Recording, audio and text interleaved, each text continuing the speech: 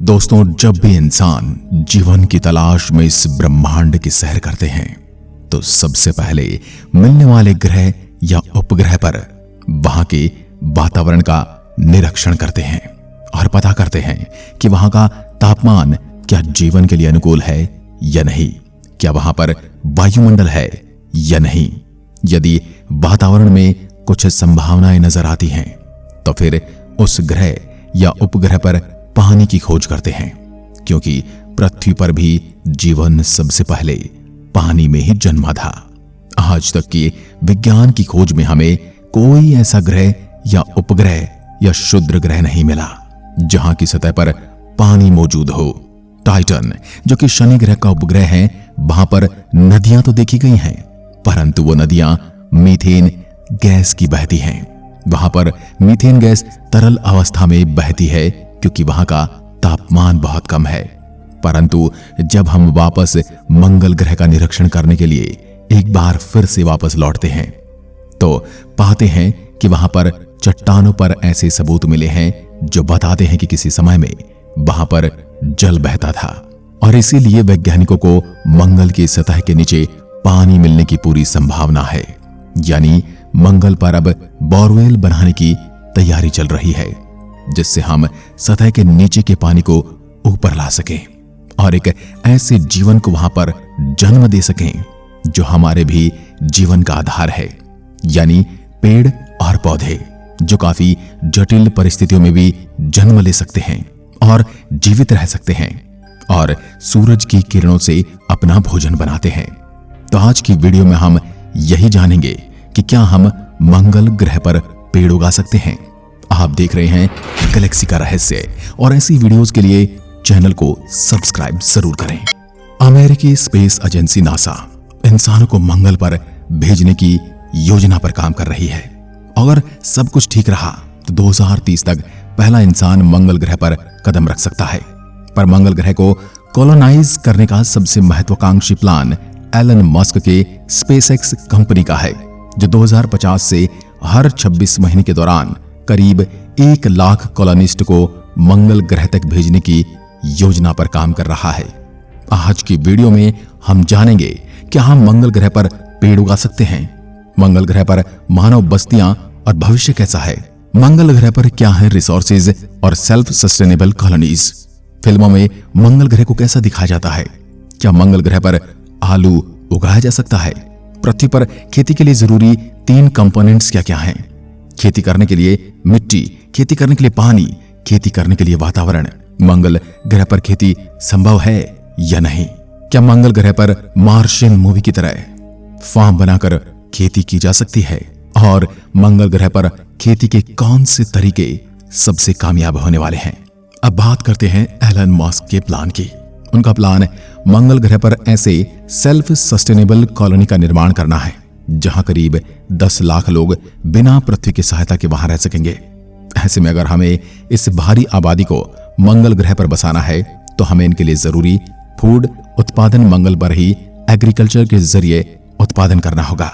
पर यहाँ एक सवाल ये है, क्या हम मंगल ग्रह की मिट्टी पर खेती कर वह फसल और दूसरे पेड़ पौधे उगा सकते हैं या नहीं। मंगल ग्रह को इंसानों के अगले घर के तौर पर देखा जाता है। दुनिया भर की स्पेस एजेंसीज मंगल ग्रह तक पहुंचने की इच्छाएं जता चुकी हैं। इन सभी में एलन मस्क की स्पेसएक्स सबसे आगे है।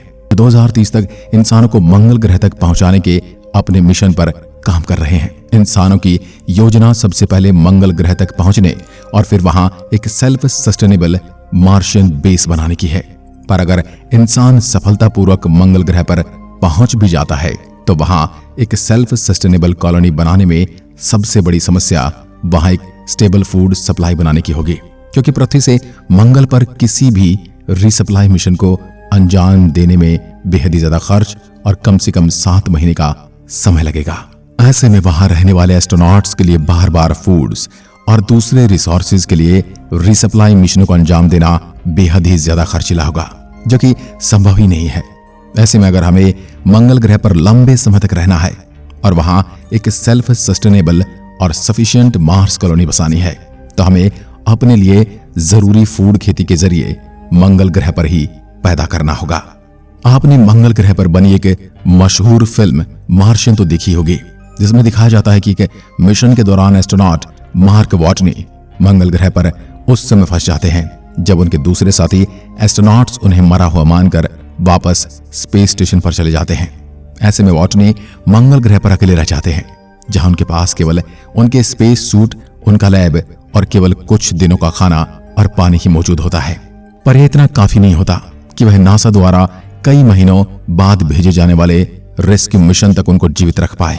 ऐसे में वाटनी अपने बेस में मौजूद टेक्नोलॉजी और पोटैटो का उपयोग कर खुद ही अपने लिए फूड और वाटर को प्रोड्यूस करने की योजना पर काम करते हैं।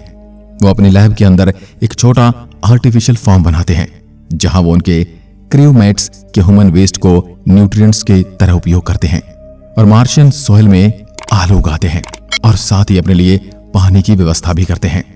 क्या मंगल ग्रह पर आलू उगाया जा सकता है? पर आपको जानकर हैरानी होगी कि मौजूदा टेक्नोलॉजी की मदद से मंगल ग्रह की मिट्टी पर पोटैटोज उगाना केवल एक साइंस फिक्शन ही है। हाल ही में किए गए अध्ययनों से यह साफ पता चलता है कि मंगल ग्रह पर प्लांट्स को ग्रो करना वैज्ञानिकों की उम्मीद से कहीं ज्यादा कॉम्प्लिकेटेड है। ऐसे में यहां सबसे बड़ा सवाल यही है, क्या हम मंगल ग्रह पर फसल उगाकर वहां खेती कर सकते हैं या नहीं? इस सवाल का जवाब जानने के लिए हमें सबसे पहले खेती के लिए जरूरी सभी कंपोनेंट्स के बारे में जानना होगा। किसी भी ग्रह पर प्लांट्स को ग्रो करने के लिए 3 महत्वपूर्ण चीजों की आवश्यकता होती है, जिसमें पहला है न्यूट्रिएंट्स यानी खनिज, भरपूर सोइल यानी मिट्टी, पानी और एक फिजिबल एनवायरनमेंट यानी उसके अनुसार एक वातावरण। ऐसे में हम बारी बारी से यह जानने की कोशिश करेंगे क्या मंगल ग्रह पर प्लांट्स यानी पौधों को ग्रो करने के लिए ये तीनों जरूरी चीजें मौजूद हैं या नहीं। और आखिर में हम ये भी जानने की कोशिश करेंगे क्या मंगल ग्रह पर प्लांट्स को ग्रो करना और खेती करना संभव है। ऐसे में सबसे पहले हम अपने पहले सवाल की ओर बढ़ते हैं, क्या मंगल ग्रह का सोइल यानी प्लांट्स को ग्रो करने में सक्षम है या नहीं? वहां की मिट्टी ऐसा करने देगी या नहीं? धरती पर किसी भी प्रकार के सोइल में प्लांट को ग्रो करने के लिए नाइट्रोजन, फास्फोरस और पोटेशियम जैसे रिच न्यूट्रिएंट्स मौजूद होना जरूरी है। और जिस मिट्टी में ये न्यूट्रिएंट्स कम होते हैं उसमें हम खाद के द्वारा या फिर स्प्रे के द्वारा ये सब उपलब्ध कराते हैं। साथ ही हमारी धरती पर मौजूद सोइल माइक्रोब्स और दूसरे ऑर्गेनिक मैटर से भरपूर होता है, जो कि प्लांट्स को ग्रो करने और सरवाइव करने में सहायता करता है। वहीं दूसरी ओर मंगल ग्रह का सोइल मुख्य रूप से क्रश्ड रॉक है, जहां प्लांट्स को ग्रो करने के लिए जरूरी न्यूट्रिएंट्स मौजूद नहीं हैं। ऐसे में अगर आपको मंगल ग्रह के सोइल में प्लांट को ग्रो करना है तो आपको दूसरे तरीके से जरूरी न्यूट्रिएंट्स इसकी सोइल तक पहुंचाने होंगे। वहां कुछ लोग ऑर्गेनिक डिकम्पोज्ड खाद के जरिए भी ये जरूरी न्यूट्रिएंट्स सोइल और प्लांट्स तक पहुंचाते हैं। इन तरीकों से हम किसी भी फसल को अपनी तेज ग्रो के लिए जरूरी न्यूट्रिएंट्स मुहैया कराते हैं। मंगल ग्रह पर मौजूद नासा के रोवर्स ने कई सालों तक मंगल ग्रह के सरफेस का अध्ययन किया है, जिनके जरिए वैज्ञानिकों के पास मंगल ग्रह के सरफेस और उसके सोइल के बारे में काफी जानकारियां मौजूद हैं। अध्ययनों में यह पता चला है कि मंगल ग्रह की मिट्टी में ये जरूरी न्यूट्रिएंट्स यानी खनिज पदार्थ मौजूद तो हैं, पर वो काफी कम मात्रा में मौजूद हैं, जो कि किसी पौधे को ग्रो करने में सक्षम नहीं है। ऐसे में अंतरिक्ष यात्री पृथ्वी से ऑर्गेनिक या आर्टिफिशियल खाद अपने साथ ले जाकर मंगल ग्रह के सोइल को जरूरी न्यूट्रिएंट्स दे सकते हैं, जैसा कि हम धरती पर भी करते हैं, ताकि प्लांट्स उसमें ग्रो कर सकें। पर मंगल ग्रह की मिट्टी के साथ एक और बड़ी समस्या है, इसका हाई पीएच लेवल, जो कि 9 से 10 के करीब होता है। अंतरिक्ष यात्री को इसे 7 के करीब लाने के लिए भी जतन करने होंगे। यानी मंगल ग्रह का मिट्टी हमारी खेती के लिए ज्यादा बड़ी समस्या पैदा नहीं करता। अब बात करते हैं खेती के लिए दूसरी उपयोगी चीज की। ऐसे में हम अपने दूसरे सवाल की ओर बढ़ते हैं, क्या मंगल ग्रह पर प्लांट्स को ग्रो करने के लिए जरूरी पानी मौजूद है या नहीं? लिक्विड वाटर संभवतः मंगल ग्रह पर किसी प्रकार के सेल्फ सस्टेनेबल मार्शियन बेस बनाने के लिए सबसे जरूरी चीज है लिक्विड वाटर। लिक्विड वाटर का उपयोग न सिर्फ एस्ट्रोनॉट पीने के लिए करेंगे, साथ ही इसका इस्तेमाल मंगल ग्रह पर पौधों को उगाने के लिए भी करेंगे और साथ ही उससे हाइड्रोजन एक्सट्रैक्ट कर रॉकेट प्रोपेलेंट के तौर पर किया जाएगा। मंगल ग्रह पर मौजूद रोवर्स और ऑर्बिटर्स द्वारा जुटाई गई जानकारियों के अनुसार मंगल ग्रह पर पानी केवल आइस के रूप में उसके पोल्स और कुछ जगहों पर उसके सरफेस के नीचे मौजूद है, जिसको एक्सट्रैक्ट कर वैज्ञानिक उसे लिक्विड वाटर में बदल सकते हैं। मंगल ग्रह की ग्रेविटी भी प्लांट की ग्रोथ में एक अहम फैक्टर साबित हो सकता है। मंगल ग्रह की ग्रेविटी हमारी धरती की अपेक्षा करीब 38% है। ऐसे में प्लांट्स को सरवाइव करने के लिए जरूरी वाटर मंगल ग्रह के वीक ग्रेविटी की वजह से उसके सोइल में अलग तरह से फ्लो करेगा। यानी कि मंगल ग्रह पर मौजूद मिट्टी पृथ्वी की अपेक्षा वाटर और उसके न्यूट्रिएंट्स को ज्यादा समय तक होल्ड कर सकता है, जिसकी वजह से वैज्ञानिकों के अनुसार एस्ट्रोनॉट को मंगल ग्रह पर प्लांट्स को ग्रो करने के लिए धरती की अपेक्षा कम पानी की जरूरत होगी। यह खोज मंगल ग्रह पर प्लांट्स को ग्रो करने और खेती करने के लिए जरूरी लिक्विड वाटर की मुश्किल को थोड़ा सा आसान करती है। अब लौटते हैं हमारे आखिरी और तीसरे सवाल की ओर, जो कि क्या मंगल ग्रह का एनवायरनमेंट प्लांट को ग्रो करने में सक्षम है या नहीं। किसी भी ग्रह पर पौधों को ग्रो करने के लिए एक सुटेबल एनवायरनमेंट की जरूरत होती है, जिसमें उसकी फोटोसिंथेसिस के लिए जरूरी सनलाइट, कार्बन डाइऑक्साइड और एक एवरेज तापमान शामिल है। मंगल ग्रह पर प्लांट्स को ग्रो करने के लिए सबसे ज्यादा चुनौतियां यहीं मौजूद हैं। धरती पर पौधों को पानी के अलावा फोटोसिंथेसिस की प्रक्रिया के लिए सनलाइट और CO2 की जरूरत होती है, जो उन्हें हमारी पृथ्वी के एटमॉस्फेयर में आसानी से मिल जाती है। प्लांट्स फोटोसिंथेसिस प्रक्रिया के अंतर्गत अपने लिए जरूरी एनर्जी बनाते हैं, जिस दौरान ये हमारे एटमॉस्फेयर से कार्बन डाइऑक्साइड लेकर ऑक्सीजन छोड़ते हैं। मंगल ग्रह का एटमॉस्फेयर करीब 95% CO2 से मिलकर बना हुआ है। ऐसे में प्लांट्स के लिए यहां भरपूर CO2 मौजूद है। पर दूसरी ओर मंगल ग्रह हमारी धरती के ऑर्बिट की तुलना में करीब 1.5 गुना विशाल ऑर्बिट में हमारे सूर्य का चक्कर लगाता है, जिसकी वजह से मंगल ग्रह को हमारी पृथ्वी की तुलना में केवल आधी ही सनलाइट मिल पाती है। पर इसके साथ ही मंगल ग्रह का एटमॉस्फेयर हमारी धरती की अपेक्षा करीब 100 गुना थिन है, जिसके चलते इसका एटमॉस्फेयर टेम्परेचर को ब्लॉक नहीं कर पाता, जिसकी वजह से मंगल ग्रह के सरफेस का एवरेज तापमान -100 डिग्री सेल्सियस तक चला जाता है। इस तापमान में किसी भी प्रकार के प्लांट का सरवाइव कर पाना मुमकिन नहीं है। साथ ही थिन एटमॉस्फेयर के कारण सूरज से आने वाली खतरनाक अल्ट्रावायलेट किरणें सीधे इसके सरफेस तक पहुंच जाती हैं, जो कि प्लांट लाइफ के लिए बेहद ही ज्यादा खतरनाक होती है। यानी सीधी भाषा में कहें तो मंगल ग्रह के खुले एयर में प्लांट्स को ग्रो करना संभव नहीं है।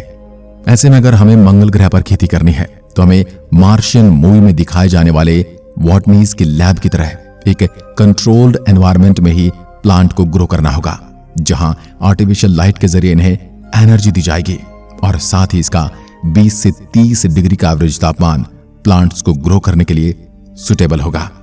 पर इन सब के बावजूद कई वैज्ञानिकों के अनुसार ये प्लांट्स हमारी धरती पर लाखों सालों के दौरान इवॉल्व हुए हैं, जो हमारी धरती के एनवायरनमेंट और एटमॉस्फेयर के अंतर्गत ढल चुके हैं। ऐसे में काफी संभावना यह भी है कि सभी तरह के रिच न्यूट्रिएंट्स और फेवरेबल एनवायरनमेंट के बावजूद मंगल ग्रह पर ये प्लांट्स ठीक तरह से ग्रो न करें। इसकी संभावना बहुत ज्यादा है। यानी मंगल ग्रह पर प्लांट्स या क्रॉप्स को ग्रो करना बेहद ही मुश्किल है, जिसके लिए बेहद ही ज्यादा रिसोर्सेज और टेक्नोलॉजी की आवश्यकता पड़ेगी। पर इसका एक अल्टरनेटिव सॉल्यूशन ये हो सकता है कि हम सिंथेटिक बायोलॉजी का उपयोग कर खास मंगल ग्रह के लिए ही प्लांट्स और क्रॉप्स को डेवलप करें। ये मार्स बेस्ड प्लांट्स हमारे द्वारा डिस्कस किए सभी चैलेंजेस पर खरे उतरते हों। यही एकमात्र सॉल्यूशन हो सकता है जो कि सेल्फ सस्टेनेबल मार्शियन कॉलोनी हमारे सपने को फास्ट फॉरवर्ड कर सकता है। इसके लिए हमें सबसे पहले एक ऑटोमेटेड फैसिलिटी का निर्माण करना होगा, जहां मंगल ग्रह के एनवायरनमेंट और कंडीशंस की नकल कर सकते हैं। इसके बाद हमें एक ऐसे प्लांट का निर्माण करना होगा जिसमें मंगल ग्रह पर जीवित रहने के लिए कुछ खास खूबियां मौजूद हों, जिसमें सबसे पहला कि इस प्लांट को फोटोसिंथेसिस के लिए कम एनर्जी की आवश्यकता होनी चाहिए, ताकि मंगल ग्रह के कम सनलाइट में भी जीवित रह सके। दूसरा ये कि यह पौधा कम पानी और बेहद ही कम तापमान पर भी जीवित रहना चाहिए। और तीसरा, और इसकी फोटो प्रोटेक्शन क्षमता अधिक होनी चाहिए, ताकि सूर्य से आने वाली खतरनाक अल्ट्रावायलेट रेज से अपनी रक्षा कर सके। और चौथा ये कि ग्रोथ के लिए कम से कम न्यूट्रिएंट्स की आवश्यकता हो, ताकि मंगल ग्रह के कम न्यूट्रिएंट्स सोइल में बिना किसी परेशानी के आसानी से ग्रो कर सके। साथ ही हमें धरती पर मौजूद माइक्रोब्स को मॉडिफाई करना होगा, ताकि मंगल ग्रह के सोइल को डिग्रेड कर उसकी क्वालिटी और न्यूट्रिएंट्स को बढ़ाने में सक्षम हो। आज की वीडियो में बस इतना ही।